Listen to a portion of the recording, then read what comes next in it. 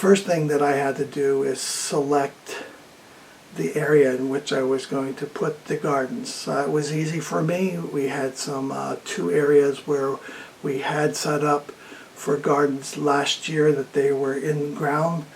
It was just a matter of clearing out those areas. I had to make sure that I removed all the grass and the weeds that were there and dig down into the dirt to make sure I got as many of the roots as I could get.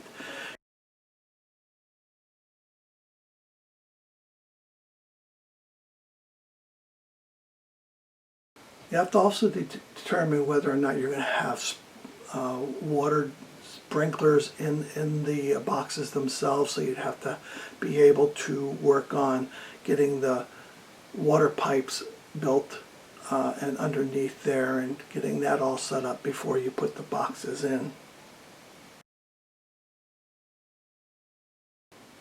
After I cleared the area out, I had to be able to put down the weed guard or weed control.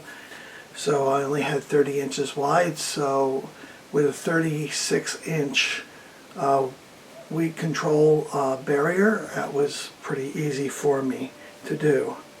I made sure that I had some overlap so I wouldn't have any areas of weeds coming through that way.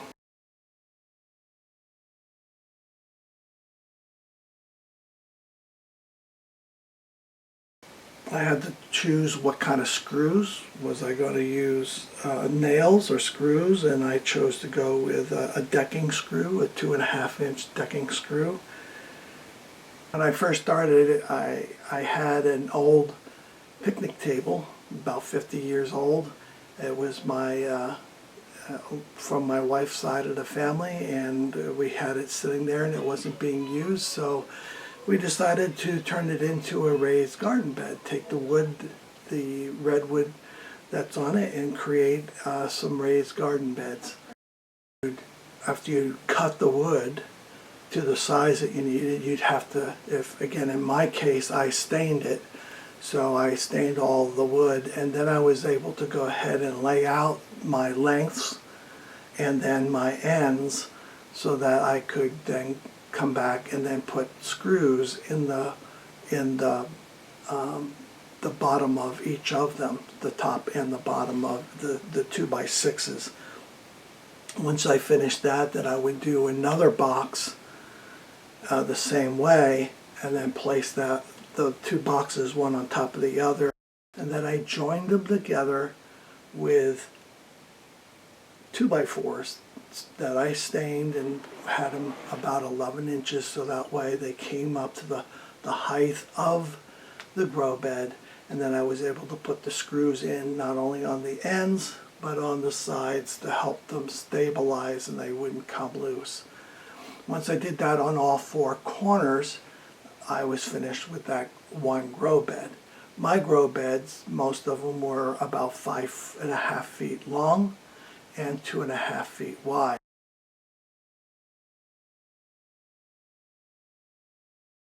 Once I finished 2 of the grow beds, I could lay them end to end, and that would usually take up the area that I was building it for.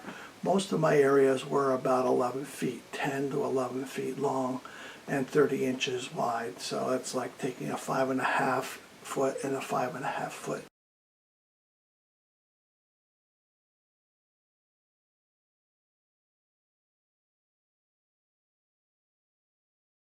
A weed guard on the inside of the grow bed.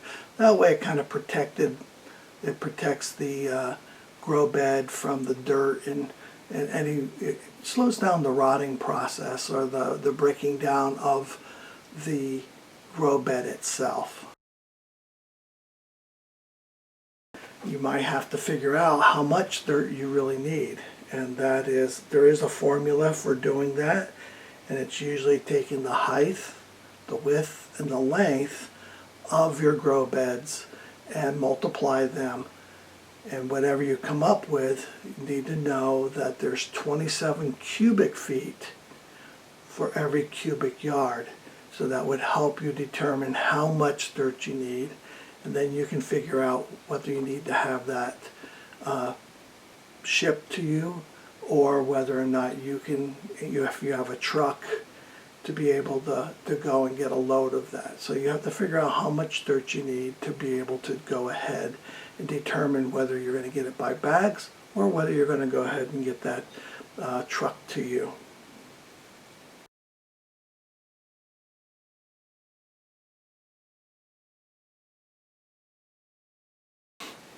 After finishing the grow beds, my wife and daughter ended up planting different seeds and different types of plants, ranging from tomatoes, squashes, bell peppers, to different types of lettuces, whether it was romaine, whether it was butternut, or cabbages, just different things that we're putting. We had strawberries in. So we have a great deal of things that we put in. There were carrots, onions, and snap peas.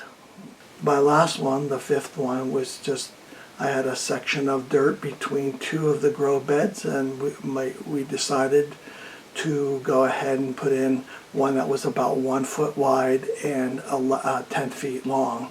So that way I was able to go ahead and make a smaller one. We could put different types of plants in there.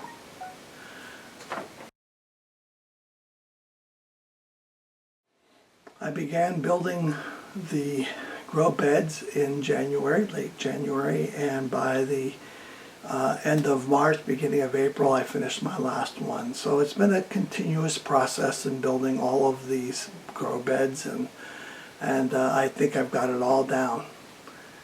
Who knows, we'll be able to start up a new project some other time.